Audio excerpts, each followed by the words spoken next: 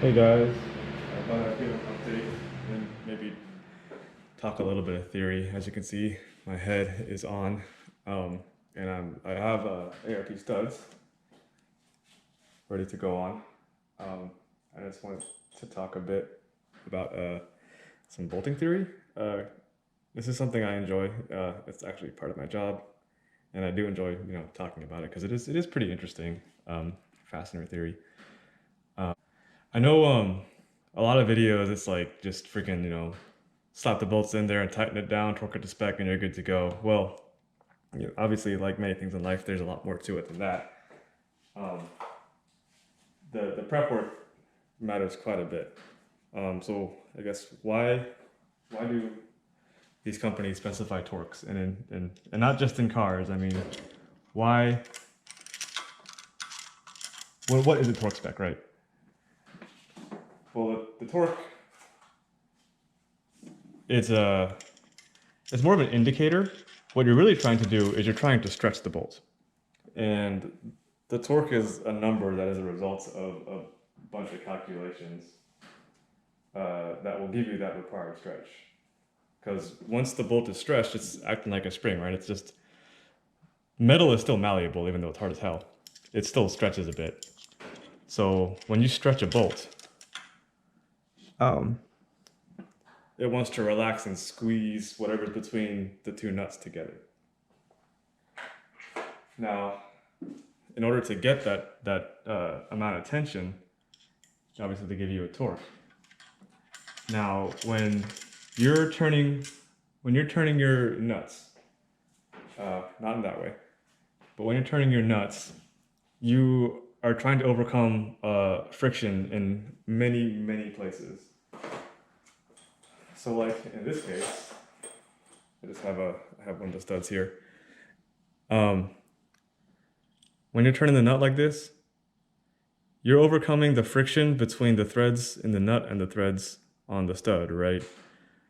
So I have some hang-ups whenever someone asks for a torque spec on a part like somewhere else in the car, like, oh, what do I torque it to? Because when they specify a torque, it's normally with, new clean threads and maybe even some kind of lubricant.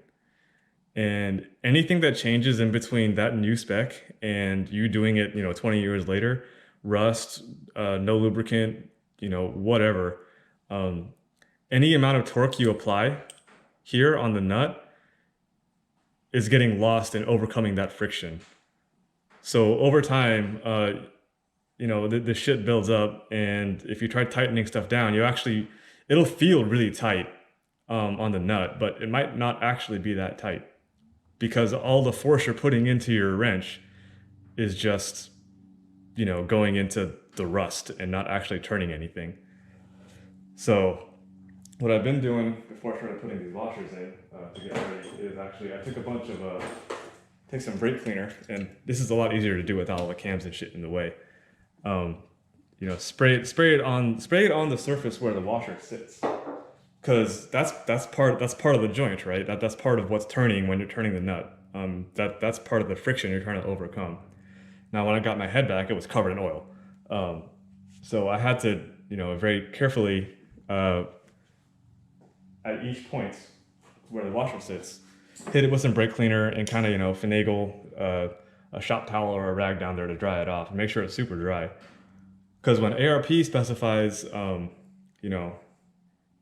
their lubricant against a dry seat, I take that pretty seriously. Just because, that's it's part of my job at work. So, yeah, all the prep work really matters. Make sure all your stuff is clean. The ARP studs, when they came in, when I got them, they were also covered in oil. So make sure you wash the nuts and the washers and the studs with some brake cleaner, get them good and dry, because that again will affect the amount of friction you're trying to overcome when you're putting your torque spec on. So anyway, I'm gonna keep trying to drop washers in, and I hope that helps. If you have any questions, drop me a line. Thanks. No, another thing, while I was doing this and I just stopped recording, I actually dropped my washer down into the head that was covered in oil, which, you know, don't just grab it and put it back where it was. You know, go back, wipe it off with some brake cleaner, and try again. Because again, you don't want oil interfering with your torque spec that was calculated when, you know, it was supposed to be dry and just the thread lubricant provided and no other oil. Got it. Okay, so I got all the washers in. I basically just took a screwdriver that was long enough to reach down through the head and into the hole. You would loop a washer around it and then slowly just kind of finagle it down into the hole. But I got all the washers are down there. Kind of see. So I'm gonna go with the studs again. The studs need to be nice and dry. And ARP recommends hand tight, so I'll just stick with their recommendation. The coarse side obviously goes into the block, and then the fine side is for your nut, so that's the block. Just drop it in, get your extension and your hex, and then just gently run it in by hand all the way until it stops. So to thread it in, got a 4 mil hex bit. Just go hand tight. I guess one thing I didn't mention before, I might have talked about it in an earlier video, but get yourself a good set of thread chasers. I think ARP makes one, but I have one somewhere around here. Don't tap. Do not tap your heads. Because when you use a tap, you're actually cutting material away, which will weaken the threads. So I use this 10 mil, I think it's 10 by 1.5, maybe? M10 by 1.5 thread chaser. ARP has one. This is a cheap one off Amazon. But yeah, I recommend using a thread chaser and then brake cleaner and some compressed air to clean out the threads in your block. It'll make it a lot easier to thread in. You'll get, again, with the whole friction thing, you'll get really good thread engagement. So you won't get hung up when you're trying to hand thread these studs in. So actually, when I was putting in the studs, some oil squirted up on some of them. So I had to pull out a couple of the washers and do them again. But I think right now they appear to be okay.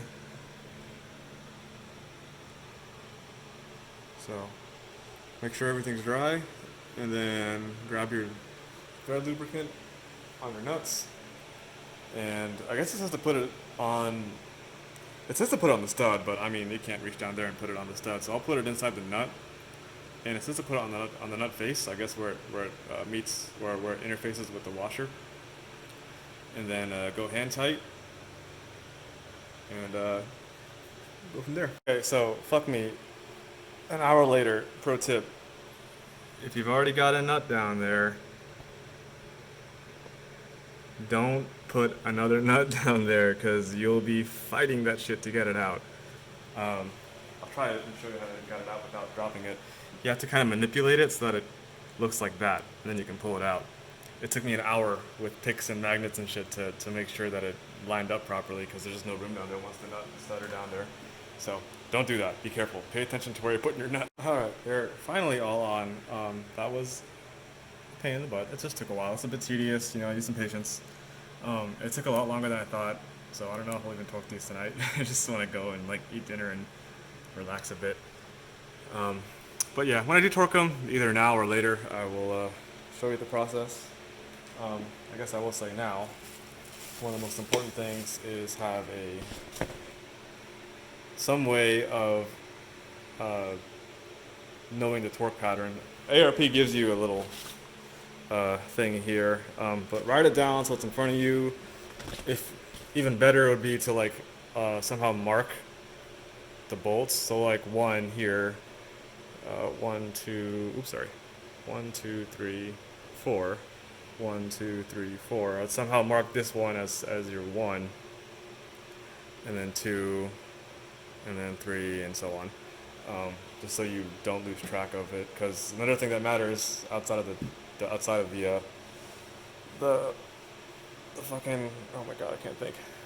The friction and the torque value and the prep and all that is the torque pattern, but that's probably a little more intuitive because obviously you don't want to put all your torque on one side and completely crush the gasket here, and then suddenly everything is warped and you don't have a good seal across the surface. But anyway, that's something you'll probably already know.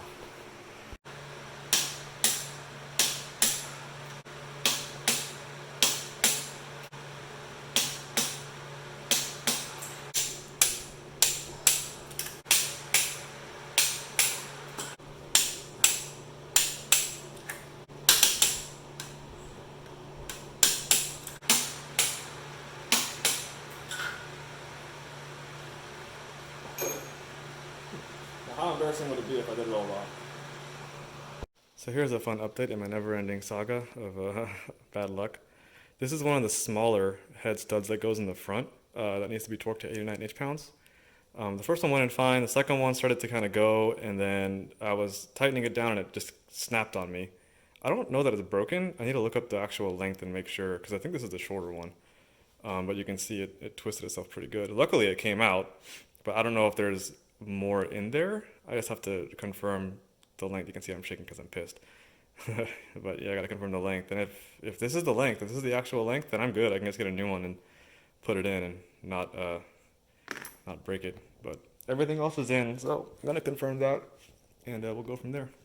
It's kind of scary, isn't it? Well, I guess before I leave you, this kind of ties back into why the prep is so important. There are a few things that probably went wrong here. One, this is the original bolt. This is the one that came out. I didn't buy a new one. So it was probably already stretched. Um, and then the other thing is, these are holes I didn't prep because I completely forgot about them. Um, so again, all that torque I'm putting in is going into overcoming whatever junk is left in that hole. Um, you're probably going to over torque it because you're like, oh, why isn't the torque wrench working? Let me just put more and more force into it, and it's like, well, this is why you be careful when you're prepping your joint, because you could over torque it or something similar. But anyway, like I said, if you have any questions, drop me a line.